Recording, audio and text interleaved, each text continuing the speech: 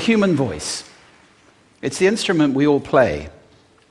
It's the most powerful sound in the world, probably. It's the only one that can start a war or say, I love you.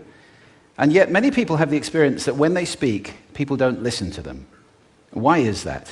How can we speak powerfully to make change in the world? What I'd like to suggest, there are a number of habits that we need to move away from. I've assembled for your pleasure here 7 deadly sins of speaking. I'm not pretending this is an exhaustive list, but these 7, I think, are pretty large. Habits that we can all fall into. First, gossip. Speaking ill of somebody who's not present. Not a nice habit, and we know perfectly well the person gossiping 5 minutes later will be gossiping about us. Second, judging. We know people who are like this in conversation, and it's very hard to listen to somebody if you know that you're being judged and found wanting at the same time. Third, negativity. You can fall into this. My mother, in the last years of her life, became very, very negative, and it's hard to listen. I remember one day I said to her, it's October the 1st today, and she said, I know, isn't it dreadful? It's hard to listen when somebody's that negative. And another form of negativity, complaining. Well, this is the national art of the UK. It's our national sport. We complain about the weather, about sport, about politics, about everything. But actually complaining is viral misery. It's not spreading sunshine and lightness in the world. Excuses. We've all met this guy. Maybe we've all been this guy. Some people have a blame thrower. They just pass it on to everybody else and don't take responsibility for their actions. And again, hard to listen to somebody who's being like that. Penultimate, the 6th of the 7, embroidery, exaggeration. It demeans our language, actually, sometimes. For example, if I see something that really is awesome, what do I call it? And then, of course, this exaggeration becomes lying, out and out lying, and we don't want to listen to people we know are lying to us. And finally, dogmatism. The confusion of facts with opinions. When those two things get conflated, you're listening into the wind. You know, somebody is bombarding you with their opinions as if they were true. It's difficult to listen to that. So here they are, 7 deadly sins of speaking. These are things I think we need to avoid. But is there a positive way to think about this? Yes, there is. I'd like to suggest that there are 4 really powerful cornerstones, foundations, that we can stand on if we want our speech to be powerful and to make change in the world. Fortunately, these things spell a word. The word is hail, and it has a great definition as well. I'm not talking about the stuff that falls from the sky and hits you on the head. I'm talking about this definition, to greet or acclaim enthusiastically, which is, I think, how our words will be received if we stand on these 4 things. So what do they stand for? See if you can guess. The H, honesty, of course. Being true in what you say, being straight and clear. The A is authenticity, just being yourself. A friend of mine described it as standing in your own truth, which I think is a lovely way to put it.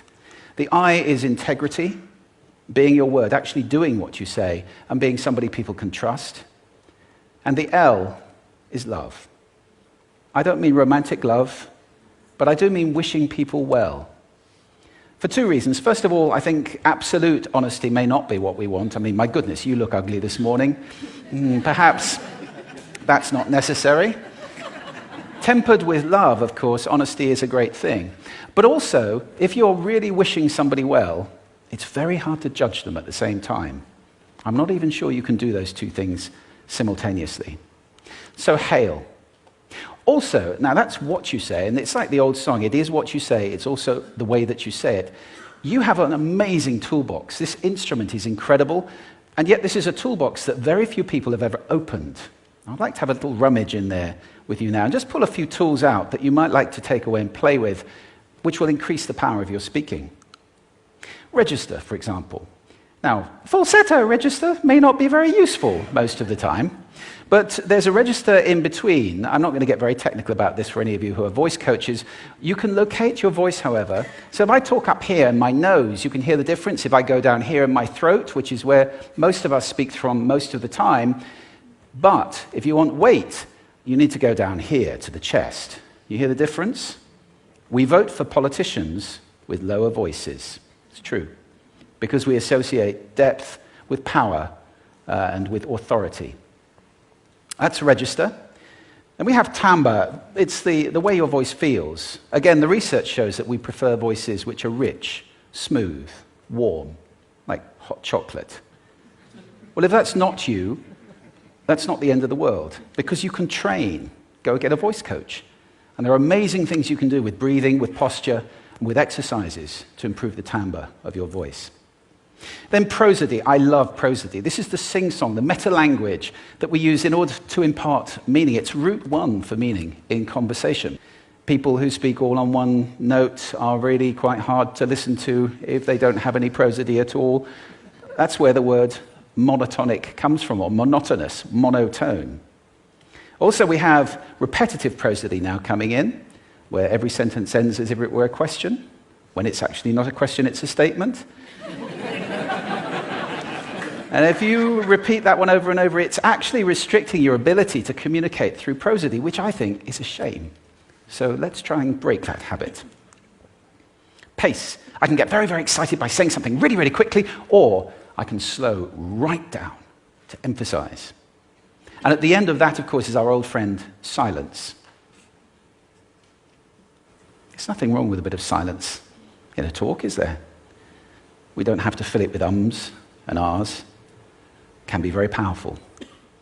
Of course, pitch often goes along with pace to indicate arousal, but you can do it just with pitch. Where did you leave my keys? Where did you leave my keys? It's a slightly different meaning in those two deliveries. And finally, volume. I can get really excited by using volume, sorry about that if I startled anybody, or I can have you really pay attention by getting very quiet.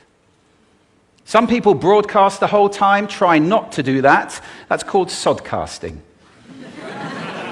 Imposing your sound on people around you carelessly and inconsiderately. Not nice.